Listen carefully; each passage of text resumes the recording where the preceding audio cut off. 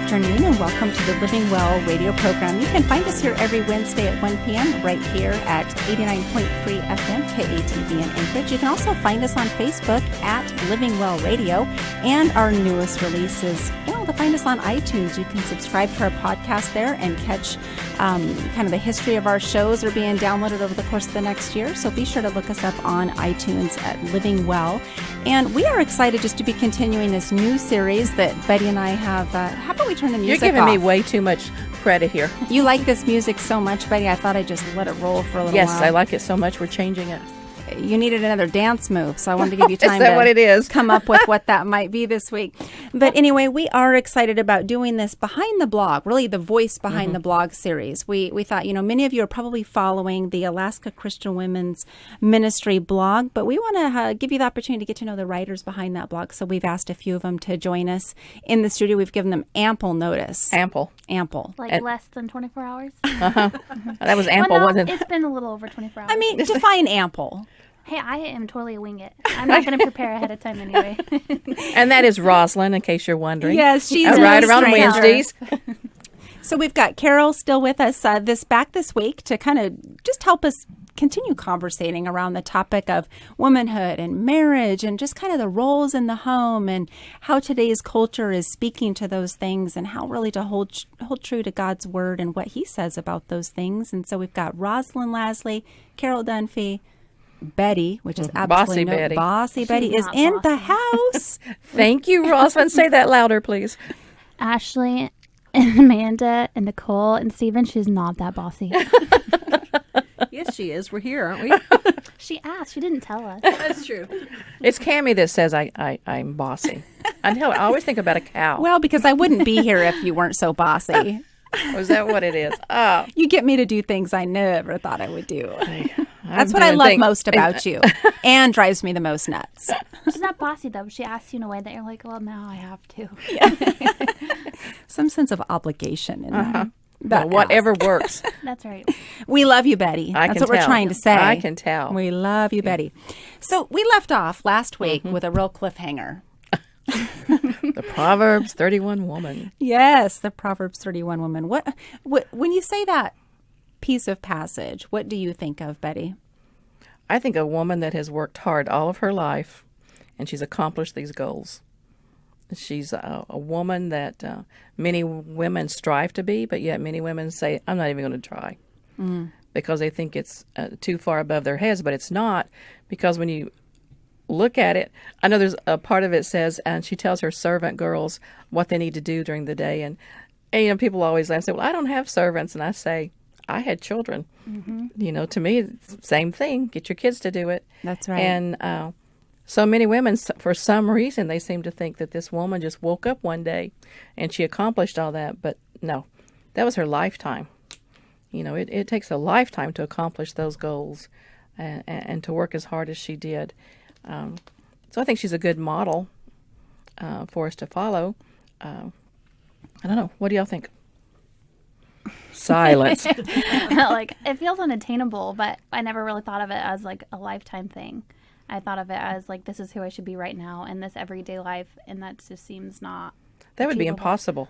Yeah. I mean, it would take a lifetime to achieve all of that. It's like looking at people that have been married for 45 years, and we say, oh, wow, they must have had it so easy. They never had any problems. But we don't know what went on. I mean, it took a lifetime to be married for 40-some years. Yeah. And each season is different. So that's what we were talking about, the Proverbs 31 woman. Yes. And so that just kind of was developed out of talking about the topic of womanhood. And at the end of the conversation, we had kind of talked about how Carol had shared just some information and in her research of what helpmate really means and how God intended that role to define womanhood. And so in talking about that, we just decided we want to discuss a little bit more as far as that can look a little bit different in each woman as she helps her husband. And I had brought up the point that, well, I guess along your point, Carol, you had said, however you're helping him, whatever works best for your family is different for every person. For our family specifically, people have asked me over and over again, well, how come you don't stay home? And it's like, I would love to stay home, but that's just not feasible at the season in life. And there's certain things in our life that are important, like keeping our kids in Christian school. Well, if I want to do that, I have to work because we can't afford it on one income. And it's not necessarily even living extravagantly, but this is the income we have to work with. This is the home we have. And if I want my kids in a Christian school, then I need to help provide, and hopefully I won't have to work forever. Dustin actually hopes that I'll be some rich famous writer and that he can be a stay-at-home dad. But he'll be really good at it because he gets way more stuff done when he's home than I do. Well, I can remember I worked my entire married life until the last, 8 years maybe? Mm-hmm. But it wasn't because I wanted to work. It was because my husband thought that's what I should do. Mm-hmm. And so I was doing it out of respect to him, I guess sacrificing what I wanted to please him. But I'll never forget the day, I was working full time. We had 4 children. And so I'd come home from working all day. The kids would have homework, or there'd be basketball games, or there was practice, and there was dinner to cook and all that. And so my Saturdays were saved for cleaning and grocery shopping and laundry. Mm-hmm. That's usually what I did on Saturdays. And I remember he came home one day, and he had made these plans for Saturday, and he was so upset because I had to do the grocery shopping and clean the house. And that opened his eyes a little bit. That sounds like a regular Saturday at our house. Because it's like, he when is needed it to going to pitch get in. done? Somebody needs to clean underwear, and it just doesn't magically happen. That's right. That's so I asked him all the time if I could quit, and he would say, "Then what are you going to do?" And I just, I would just want to look around the house and say, "This doesn't just magically appear." Mm-hmm. But I'll never forget the day he said that. Okay, you can quit. It took me 15 minutes to write my letter of resignation and send it in. Really? Yes, I was so excited. I think I redo our budget like twice a year where I'm like, nope, still need this job. And I enjoy my job most of the time. Yeah, so I was having trouble spitting out my point, but you summarized it very well, Betty, because from the outside looking in, I might look at you, Rosalynn, and go, well, she wants to work. That's her pursuit. Betty, if I would have known you back then, I would go, well, that's what she wants. She's following her passion, her desire, negating the fact that really you're making a sacrifice because you are being a helper to your husband. That is what he desires for you to do, and that's how you're helping him. And so we as women, we can't really look at each other and make that judgment call without really knowing the heart and the motive behind what she's pursuing. Well, and sometimes your passion in life doesn't line up with your current season of life. Like maybe I have a desire to be a stay-at-home mom, but in this season of life, it's just not what God has planned for us, and we just pray that, if you want me to work, then that's where I'll be. But if you will provide a way for me to stay home, I am so willing. Yeah. And let's not negate the fact that sometimes the helping husband is living within the means of making what his income is, work for your family. And so it is all just a delicate balance. And on the flip side of that, being the stay-at-home mom isn't all that it's, when you're a working mom, you're like, oh, I would love to stay home. But then the stay-at-home mom's like, I would just love 5 minutes where somebody was not touching me. Like you're meeting everyone's needs all the time. You have no break. You can't ever call in sick. Like there is no ever break ever. So each stage in life and each role has totally different, blessings and difficulties. The funny thing about 3 minutes before we went on the air, we were all sitting here on our phones checking to make sure our kids were where they were supposed to be. Our husbands, where were they at? It was so funny. We're still being moms. We're still being wives. Making sure that we could be unavailable for 30 minutes. We record Knocking at the door while you're in the bathroom. Mom! Even because my kids come to work with me sometimes. Thankfully, I work for a small business and I can do that. But even at work, I'm like, can you not try and come in here when there's a whole office full of guys? Like my kids are trying to get in there just to tell me something. I'm like, can it not wait 1 whole minute? 1 whole minute? 1 whole minute. Like, time me. No, don't. I'll probably snap. So, Rosalynn, we do want to talk about, you brought us a couple blogs that you had written about, and but before we dig into this particular blog that you want to share with us today, I want to ask both you and Carol, why do you blog? Why do you do this? Because Betty asked me to. Oh, well, see, no. It's true. It is true. Well, for me, it started when I had my accident. I had a lot of free time, and I had lost a baby, and then I broke my back and had 3 months of sitting in a chair, hanging out at home. And Betty said, have you ever thought about writing? You have a lot of free time right now, and so I did. It was a really good outlet for me to put in towards all this stuff that I just sit around thinking about all day long.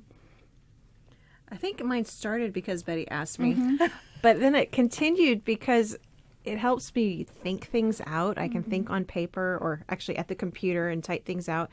It makes me study the Bible more because I have to put something out, and it makes me dig in. I think I write more to myself than I write to anybody else. Me too. Well, and then there's times where I'm like, wow, I've thought that scripture meant something all along, and I've been using it the wrong way to fit whatever circumstances I'm in. And so you're totally right. Like, it really makes you dig in and be like, wow, sorry, Lord, I was totally using that different than the way you intended it. Understanding the context of it. What is a blog to you? I like to read blogs. Yeah. Like, I love Why? just What do reading. you enjoy I about really it? enjoy people. Like, I enjoy the way people operate, like their story, what makes them tick, why they are the way that they are. And sometimes if you can just dig a little bit into why a person is the way they are based on the circumstances that have led them to where they are, you can have a little bit more grace and understanding for them. Like, you may be frustrated with somebody and then you learn whatever they're dealing with. You're like, wow. You can give somebody a whole lot more grace just knowing a little bit of their backstory. Or sometimes it helps me feel less crazy, like knowing that there's other people that struggle with things that I struggle with, or have felt the things that I felt that I'd never had expressed to anyone else because I thought, well, this just sounds really ugly. So for me, I just enjoy, like, the human perspective. It's different than reading a book to me. So what I hear you saying is you like the ability to relate to other people through reading the blogs and their perspectives. Like, if we're in even like a sporting event, I will be watching people. I won't be watching the game. I'll be watching the crowd. People just are fascinating to me.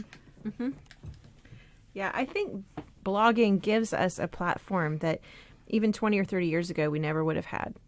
There's no way that I would have ever envisioned being able to share the gospel online with strangers, because I'm not the kind of person to go up and say, hello, I'm Carol, would you like to be saved? I would die before I said anything like that. But I can be bold with my words at the computer in a way that I can never be up front. And it gives us people like us a platform to share what God has told us about his word. And it gives you the opportunity to choose your words carefully too. Yes. Because you don't have, like, I'm not confrontational at all. If I am confrontational, I have reached my breaking point. But in a blog, you can choose your words carefully and write things, like, truthfully but gently, I guess. Yes. I like that. Truthfully but gently. Betty has some statistics on the word blog. She Googled this. She does that now. Rarely. I learned that blog actually became a real word in 1997. Wow. I was a little kid back then. Oh, thanks. See, I knew something like that would come up. Because when I was growing up, the blog, what is that? We never heard the word. Sounds like a weird rash. Uh-huh. I have a blog. Or something that you jump on. Yeah. That's a blob. I know. And now, since 1997, there's millions of bloggers, probably just as many blogs. Mostly are written by women, but there are some written by men. And so that's my history lesson for the day. 1997, y'all. 1997. Yeah. The year of graduation for me. I won't tell you where I was in 1997. Neither will I. I was trying to ask Betty that question where she was at. And she took me all the way back to 82. I said, Betty, no, 97. Basically, she doesn't remember. No. We just went somewhere back in the timeline. Had to bring her back. Way all back. the same. I think I mentioned, well, Amanda was born in 82. And Cammie is going, no. 97. Hold on, I said, gotta start back from there. That's where life began. And then for her. she didn't have a clue where she was at 97. So She we was just had probably to- working and raising a bunch of kids. So she's like, I don't know, probably It's crying all in the just- bathroom See this somewhere. gray hair? That's what happens. That was your season of fog. That's where I'm at right now. I That's where can't I'm at. articulate a thought to save my life. So But you made it. I made it. that's encouraging. I made it. So this too will pass. So, Rosa, we want to talk about this blog post that you posted. Looks like about the middle of December of 2016. The wedding vows I never planned to keep. And listeners, you can still find these blogs on. Betty, tell us where we can find these blogs. Well, they're on our Facebook page, but you can. The older ones are on the website at akchristianwomensministry.com. They're all there. Okay, perfect. So tell us what prompted you to write this particular post. I was about to have surgery. Actually, I was about to have 2 surgeries, but I only knew about one of them ahead of time. Really? And it's probably going to make me cry. We brought tissue. Good. And I, like, all day I thought, what am I going to say so I'm not going to cry when we're on the radio? But then I was like, I'm just going to wing it. Just knowing that my husband has taken far better care of me than I ever thought he would have to. Like, when we got married, I was only 18. And I mean, I've always had migraines and things like that, but I never realized, like, how much of our vows we would have to keep. Like, you promise them thinking, you know, for better or for worse, but you always plan for better. You never really realize what worse will look like in your life until it actually happens. And so one night he took the kids so that I could write, and I decided to pop in our wedding video and be like, you know what?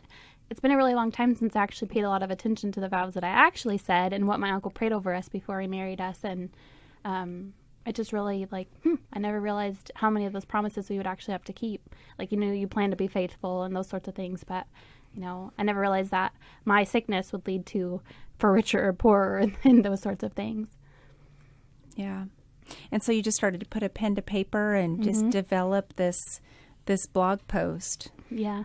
Just sit down. And that's usually how I write. Like, I always think ahead of time, like, what am I going to write about? But it's like the night of that I'm writing that I just start praying and start writing, and then I usually read it out loud to my husband before I publish it, and I always cry every single time. What did he think about this one? You know, I don't remember. Usually he just looks at me and then says, it's good. That's about it. But I love this real quick. Rosalynn, you mentioned that you turned on your favorite romantic comedy. It is. So when we got married, it was just after 97 in 2003. And our wedding video was on a VHS. So the first half of it, our friend that recorded it didn't know what the autofocus was. So the whole video was blurry until the end part when he bit me on accident feeding us wedding cake. So, oh, no. Yeah. But it was a pretty humble wedding. Like, we didn't have any food, or we had cake. And that was it. What do you think's been the hardest vow? For me to keep? Mm-hmm. I don't feel like any of them have been hard to keep. It's been hard for me to watch him have to take care of me. Though I didn't expect. He's done it so well, but I just feel bad that he's had to carry so many burdens because of me. And I don't think he's minded no, 1 minute. No, he hasn't. Not at all. He always says, stop worrying about it. I'm like, well, if I could stop worrying about it, we wouldn't be having this talk right now. But, you know, he has made it really easy to be married. So I've enjoyed keeping my vows. Do you use this? Do you use your the illness that you have, the accidents you've had a lot, when maybe you're counseling couples thinking about getting married, or couples that are having struggles? You know, I've never counseled somebody thinking about getting married. I think oftentimes it makes me laugh because people will say, well, don't get married until this, or don't get married until that, or you're too young. And I'm the other person that's like, we're the exception to that. So when people tell you, like, don't fall in love really young and don't get married really young, I say, don't listen to them. So I may not be the best person when your kids are like, I'm in love and I'm getting married, because I'm like, do it. I will remember that. Yeah, don't have her talk to me about it. Because, I mean, we've been together since we were 15, and we came from broken homes and some difficult things like that. And so our path hasn't always been, you know, not honoring to the Lord. I'll just say that right now. But my husband also wasn't saved when we got together. So he never heard the real Easter story until I told him. So, but just, there's times where we've met with couples that are married and struggle with certain things, and we just share, like, this is what our hang-up has been, or this is what we've learned along the way. And generally it's from a place of, this is what I would do differently if given the opportunity again. But we don't have it all figured out. I mean, we're happy and we love each other, but sure, there's times we could do things different or be more It's me. I could be more gentle. You mentioned in this post that you say you can honestly say marriage has been absolutely nothing like you imagined it would be. What did you imagine?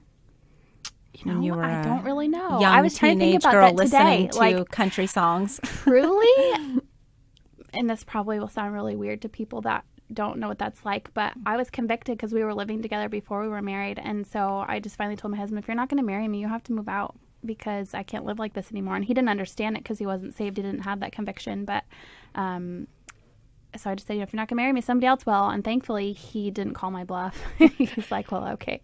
And then he thought he bought himself some time. And I'm like, no, like, you have to marry me, like, right now, or you have to get out. And so I think we got married within a month or two of that, because I couldn't handle living in the conviction. But I don't know. I tried to think back. What did 18-year-old me think it would be like to be married? But I can just say so much better than I ever imagined it would be. Yeah, it is definitely a journey, isn't it? Mm-hmm. And it's not something that you go into lightly either. No. You cannot anticipate what's coming around the corner, but He's just been so gracious that he's made it easy. Like, most of the time I feel bad for him. I'm like, sorry, I'm so mean, or I'm a hot mess, or I didn't eat today, and now I'm grumpy to everyone. Well, I think as girls, we all have, we have these visions in our mind of what marriage is going to look like, because we get to the wedding, and that's about as far as we go. Because And for me, I didn't care about any of that. I just wanted to be his wife. And so the only reason we had a wedding is because my family was like, we got to have a wedding. And I was like, we got like $40 in our bank account. So like, if you want us to have a wedding, you're going to have throw a wedding. And so they did. But I don't know. It's just like, he's just made it really easy to love him. that's good. That's good. I can remember thinking how wonderful it was going to be when I got married. Everything's going to be right with the world then. And not exactly. Or like one long, perfect date. Yes. Yeah, and then now you're like sitting Where on the he couch does like, well, what are we everything I gonna want talk him about? to do. Yeah, that's not true at all. Maybe that's our biggest hang up. Like, if he would just listen. Wait, no, I'm not supposed to be the boss. So I want to take us back to the junior high years. Oh. We can all go back there. That's kind of That's the most much further awkward for me. stage. That's what I'm I not In sure. fact, did Rosalynn, not you like work my with husband. junior hires, don't you? Are you in the junior high ministry? Carol has junior hires. And I do too. So let's go back there. And what would you go back and tell the 13-year-old you with what you know now as a woman in marriage? Back then, I mean, well, even now, I still struggle with being insecure in who I am and the way that I see myself. And so no man can love that part of you that you don't love about yourself. Like, no man can fix that part of you that you don't love about yourself. And so stop trying. Stop trying to make some man fill that spot in you that you don't love. That's so good. That is so This good. is something I tell myself all the time. Yeah. Carol, how about you? I would tell myself not to worry so much about what other people thought, Yeah. because I tell my 13-year-old that all the time. Does she seem to understand what you're saying? Does she comprehend what you mean by that? She has enough of her dad in her that she's much better off than I was at 13. Yeah. Yeah. Betty? That's been a long time ago. Pretty soon there'll be electricity. That's what you know. Thanks, Rosalynn. You're welcome. I love you. I love what they both said, especially what Rosalynn said about loving yourself. And that goes Yes. back to what we were talking about with Carol on the previous show. Our image, our view of ourselves comes from what we believe God thinks of us. And if we can truly see ourselves as a woman, a teenage girl that God loves immensely, if there was some way that we could just comprehend how much He loves us, I believe we would, of course, we would view ourselves differently, but we would view life differently. We would be different how we approach different people. A lot of these young girls, if they truly knew how much God loved them and how valuable they were to Him, they would not be out looking for that boyfriend or that future husband. They would just wait and allow God to bring them their future husband. So that's probably, that's what I would tell them. I have grandchildren that are in junior high. Yeah. And I'm constantly reminding them how much I love them and, that they were created fearfully and wonderfully. I mean, we throw that verse around a lot, but it is so true. We are fearfully and wonderfully made. None of us are exactly alike. We are unique. And I would just emphasize that over and over and over, I think. What's funny to me about my story, I think about it a lot because it makes me laugh, just how God works things out, is I knew my husband, obviously, before we started dating, but I did not like him at all. Like, he could not be more repulsive to me. Did I hear this right? Yes, and he I knows wasn't that. expecting He that. was not nice. I didn't even get the wave to edit. No, this is all for real. And at that time in my life, my parents were splitting up, and I was just kind of in a really rough place. And I would date any boy that was interested, just because I didn't really love that part of myself. And I just thought, if somebody loved me, then I could love myself. And so I remember laying on the floor of my best friend's bedroom. It was like the summer between freshman and sophomore year of high school, and I was just praying to myself, like, Lord, help me not care so much about boys. Like, help me just worry about school. And when you have the right man for me, you'll let me know. And then a few weeks later, we went to a birthday party, my friend and I, and my husband walked in with his friends. And I thought, ugh. Like, he's one of those people that you don't think about unless you see him, and then you're like, oh, man. And he was being super nice to me, and I'm like, what is wrong with you? Like, why are you being nice to me? I was super apprehensive. But that's where God started our love story. It was that prayer on the floor of my best friend's bedroom that I said, when you have the right man for me, you let me know. And then a couple weeks later, he's like, well, here you go. Wow. Well, that was quick. Why can't you answer all my prayers that fast? And I think that, I think all of you guys mentioned, and all three of your answers to that question kind of sum up my thoughts as well as I think back. But all three of you used the word looking, essentially. And I think that's the biggest issue, is that age group and all through high school as young girls and even young boys, we're looking to the world and to our peers to tell us who we are. Mm-hmm. And boy, if you could just go back in time and, like you said, Betty, just speak that truth over you, that you are fearfully and wonderfully made, and you don't need to be defined by man's opinion or man's views or man's affirmations. Well, and if you truly, like, I knew I meant it with all my heart at that time. Like, if you truly are seeking God's plan for your life and you have your eyes open, he'll show you. But sometimes we don't always like that, because what his answer is different than what we hoped it would be. Yeah. Because, it's like you said, we want it right now. Mm-hmm. It's hard to wait. When you take a young girl, maybe she doesn't feel good about herself. She doesn't like her size, or she doesn't like her hair. And so she's just wanting someone to make her feel better. Mm-hmm. They don't want to wait. Well, and sometimes it comes from other people. Like, you never learn to not love yourself until somebody told you that you shouldn't. Maybe you are different than your friends, or, maybe you don't even have a whole lot of friends, and that makes you feel like who you are is not enough. But that's because we keep seeking that part of the world to fill that void in us that only God can fill. He left it there on purpose. Yes, and I see in young girls dating as well as women in marriages where they're demanding this affirmation from the boyfriend or from the husband, and then it's cyclical because it's never fulfilling. So if you demand it and you get it, you're just going to find yourself in this needless cycle for continuing that because you know that you demanded it. You know that you manipulated that compliment. Or when it's genuine but you don't believe it and you shoot it down, it hurts your husband or your boyfriend too. Like, I genuinely love this part of you that you don't love. And then when you shoot me down for that, like, how does that make him feel? Yeah. And see, we as women, I think if we were friends and we said that to each other, I would find a different way to rephrase it to get you to believe it. But I don't think men work like that. I think they just stop. Like, she's not buying it. I'll just stop. And then you're like, why aren't you telling me I'm pretty? Well, because you're not listening. So You disagree with me. Somebody sent me something today. Through a text, and it says it's this picture of a bride. You can see her in her wedding dress and see her rings, and she's holding this massive sword. She's got both hands on it, and it says, "A woman's heart should be so hidden in God that a man has to seek Him, which is God, just to find her." Mm-hmm. I love that, and I love that. And I always tell my kids, I don't want our love story to be about how mommy loved daddy. I want our love story to be about when mommy told daddy about Jesus. Yeah. What greater gift could have come out of your marriage? And now, like, I look at his faith and I think, I want to be like you, Yeah. We are about out of time once again. Can you believe it? No. Yep. We just enjoy talking. I know it. It's me. I talk too much. Good conversation. Anything else you want to add, Rosalynn, in regards to this blog post that you wrote about? I know that, I say how much I've enjoyed being married, and not every family or every husband and wife have felt that way.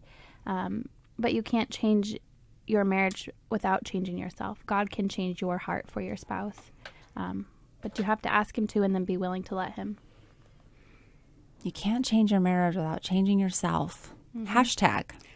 I guess it goes on the front of that, but that's really good.